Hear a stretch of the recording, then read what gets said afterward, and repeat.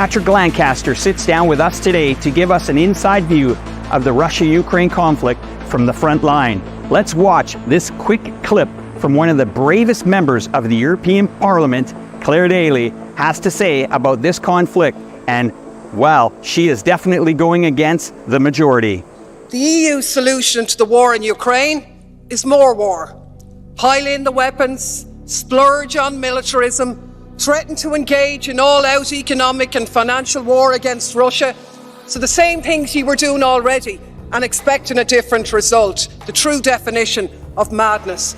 Because nowhere have sanctions ever succeeded in ending a military assault or achieving regime change. But what they have done is unleash economic devastation.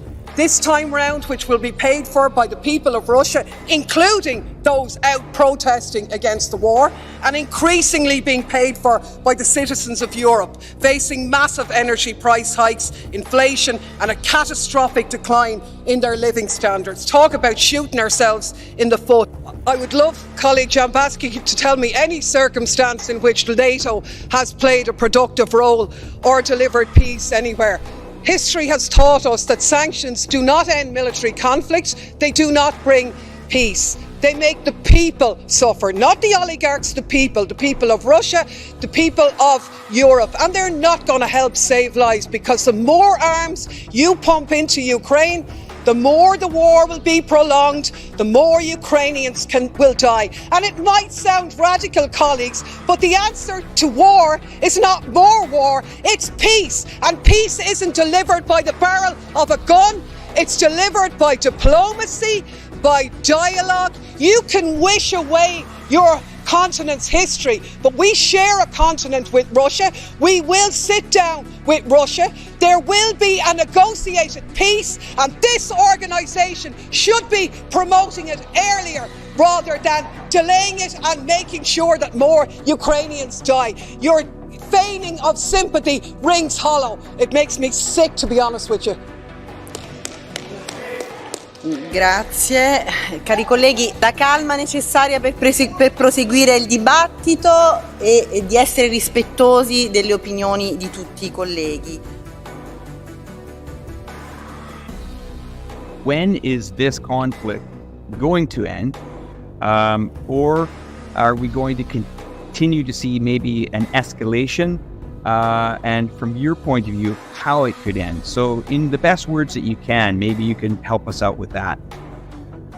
Yeah, so how it can end and what means winning for either side. Zelensky and Ukraine has stated that winning, or what they want and what they won't negotiate for anything else, is Russia leaving all of Ukraine. Well, you know, he says that, and right now, Russia is in 4 of the regions of what Ukraine in the West considers part of Ukraine. And 2 of those regions have been broken away from Ukraine for the last 9 years, Donetsk and Lugansk. Now, Russia considers these 4 regions legally part of Russia by Russian law. This includes Donetsk, Lugansk, Kherson, and Zaporozhye. Now, of course, Kherson and Zaporozhye were latecomers to the Russian party, you could say, but Russia had a referendum for them, as well as Donetsk and Lugansk, to join Russia in September of last year. So this is why Russian law considers them part of Russia. But Donetsk and Lugansk had a referendum, which I covered in 2014, to break away from Ukraine because they're ethnic Russians, because they were expecting that Russia would bring them in 2014, as Russia did Crimea, which Crimea was so happy for, because they were, I went to Crimea to cover the referendum there. There was just seas of Russian flags, very different than the Western mainstream media tried to portray it. But the fact is, right now, and of course, Zelensky also calls for the return of Crimea. So it's not even just the Donetsk, Lugansk, Zaporozhye, and Kherson. A lot of people forget about Crimea now. So that's what Ukraine's win is, as far as they're considered, and that they won't negotiate for anything less. Now, these regions are legally, by Russian law, considered a part of Russia, regardless of what the West and Ukraine recognize them as. Russian law considers them part of Russia.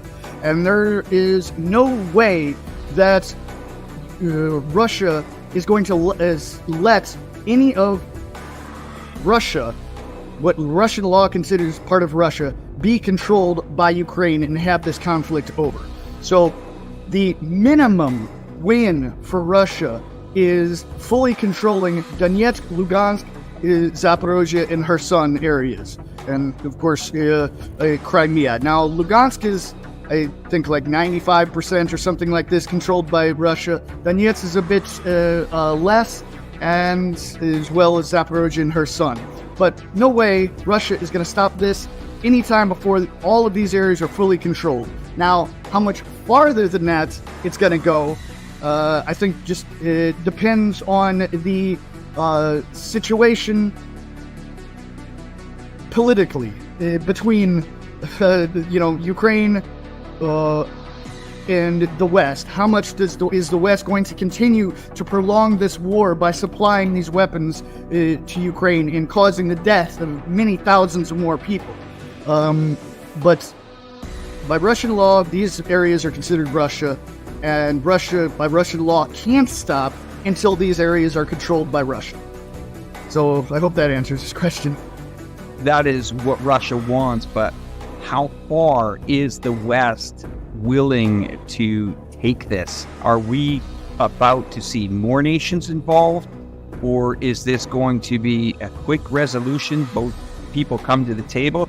What you just described is very similar to what the Minsk 1-2 agreement and almost what the Zelensky government initially had signed to do, but then retracted on it quickly after Russia backed off. So my question, to be a little bit more clear, is this going to bring other countries in? Are we going to see a bigger peak here before the end, or are we starting to see the end? No, well, the end. I think it's going to be a while before Russia controls these territories. I don't think Zelensky is going to come to the table. He's made it clear. And in fact, if he did, he would be looked at by a lot of people as a traitor. So he's kind of stuck.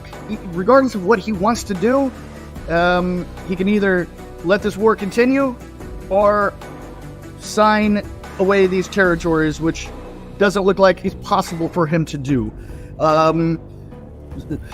So, and how much the West is going to supply and who is going to come in, I think there's probably going to come to a point where the West needs to understand that they're pushing this into a area where it might become a global crisis in one way or another, and that their support is just causing the continuation of more deaths. Patrick, I just, as I end most of our conversations like this, I want you to stay safe. I know you have a family there as well. My condolences again to your friend, the reporter that lost his life, just trying to tell the world another part of history here.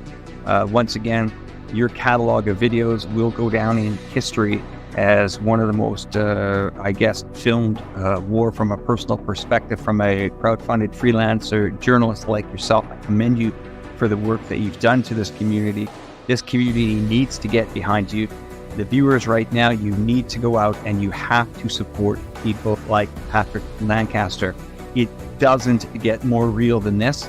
This is a real life situation with a person that is putting their neck on the line to bring you, that's right, the viewer, the other side, which you need to see. Very important in our day in life here in 2023. Patrick Lancaster, thanks again for joining this segment of the program. Please be safe out there. We wish you and your family all the best, and you take care. Thanks, Alex.